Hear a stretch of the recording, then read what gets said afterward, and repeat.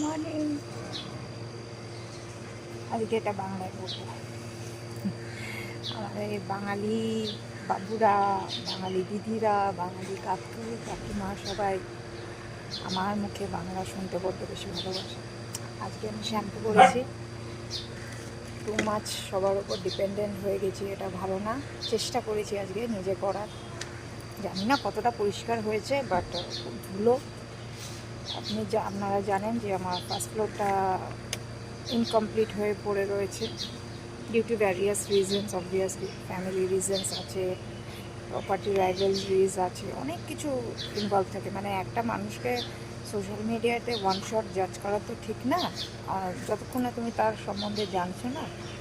দেখি এখন আগে করতে পারি কি না। কেন ওই বাড়িটা তো আমি চ্যারিটিকে দিয়ে দিয়েছি ডগিদের জন্যে, তো দেখি কিছু যদি করতে পারি তো চেষ্টা করব। শ্যুট করার পর না চুলটা প্রচণ্ড নোংরা হয়ে যায়, ভীষণ নোংরা হয়ে যায়। আর এই বাচ্চাদের জন্য যেখানে 25-30টা এরকম ডগই থাকবে, আপনারা বুঝতেই পারছেন যা মানুষের বাচ্চা না, যে একটা অর্ডার দেবো সেটা শুনে নেবে, ইরেসপেক্টিভ অফ এনি ব্রিড।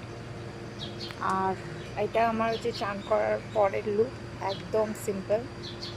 হ্যাঁ, এটা নিয়ে প্রশ্ন হবে যে আমি এটা পড়েছি কিনা। আমি আগেই বলেছি যে মঙ্গল, শনি, বৃহস্পতি আমি এটা পড়ি, তো এর থেকে বেশি আমার কিছু বলার নেই।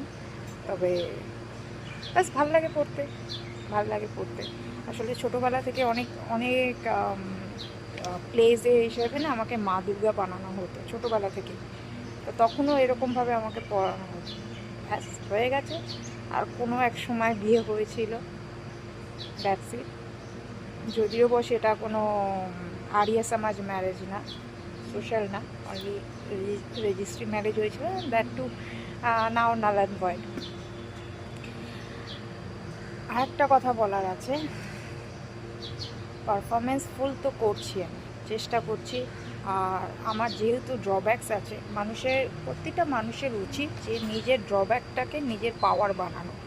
তো সেম এজ আমার এখন ড্রব্যাক হয়ে গেছে হচ্ছে আমার ওয়ান সাইডটা আমার প্যারালাইজড হয়ে গেছে, হাফ প্যারালাইজড হয়ে গেছে। যতটা পারছি ফিজিওথেরাপি করেও সেভাবে আর কিছু হয়নি। আপনারা জানেন না, অনেক সময় আমাকে ওয়াকিং স্টিক নিয়ে আজও ঘুরতে হয়। বাট আমি এক্সপ্রেশন, যেহেতু আমি ছোটোবেলা থেকে, মানে আমি একটা পোস্ট লিখেছিলাম, জানি না আপনারা কজন দেখেছেন, যে আমার বাবা মা দাদু দিদা বলতো যে আমার তখন বোধহয় হার্ডলি 11 মাস বয়সে, মানে 1 বছরও হয়নি। হ্যাঁ ঠিক আছে, 11 মাস বয়স, 1 বছর। শুনে নিয়েছি আমি। তো 11 মাস বয়স, তো সেই সময় আমি খাটের ছত্রে, আগেকার দিনে সেই রাজাদের যে সব খাট হতো, যেমন আমার দাদুর বাড়িতে আছে অ্যান্টি, তো খাটের ছত্রি ধরে আর মায়ের কোনো শাড়ি একটা টুকরো নিয়ে, হয়তো অনেক ছেঁড়া শাড়ি পরে রয়েছে, এবং টুকরোটাকে কোমরে বেঁধে, রামতেরি গঙ্গামেলি তখন রিলিজ হয়েছিল, তখন নাকি ওই গানটার ওপর নাকি কুকুর ভেঙে ঠিক দাঁড়াতেও পারতাম না। তো সেই সময় সুন সাহেবা সুনটাকে বলতে পারতাম না, তুন তাই বা তুন এরমভাবে করতাম।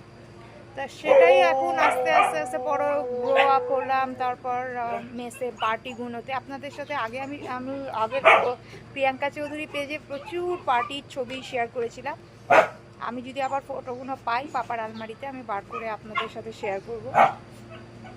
সেই দিকে একটা একটা করে প্যাশন বাড়তে শুরু হলো। তারপর পরবর্তী ক্ষেত্রে মা আমাকে ক্লাসিক্যাল ডান্সে ঢোকালো। কিন্তু যেহেতু আমি বলি আমাদের বাড়িটা হচ্ছে ওই জমিদারি বাড়ি, আমাদের জমিদারি হচ্ছে শিক্ষিত এডুকেশন বেস জমিদারি, তো সেখানে বাড়িতে ঘুঙরু আসবে দেখে, ঘুঙরু আওয়াজ পছন্দ করে না দেখে পাপা আমার ডান্সটা ছাড়িয়ে দিল।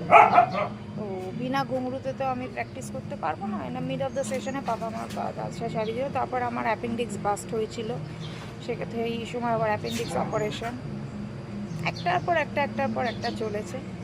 ব্যাস এই ছোট ছোট কিছু ঘটনা আপনাদের সাথে শেয়ার করার ছিল।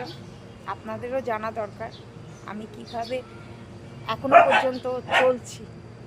রাখি তাহলে, অবশ্যই আমার ভিডিওগুলো দেখবেন। বাংলায় কথা বলেছি কিন্তু।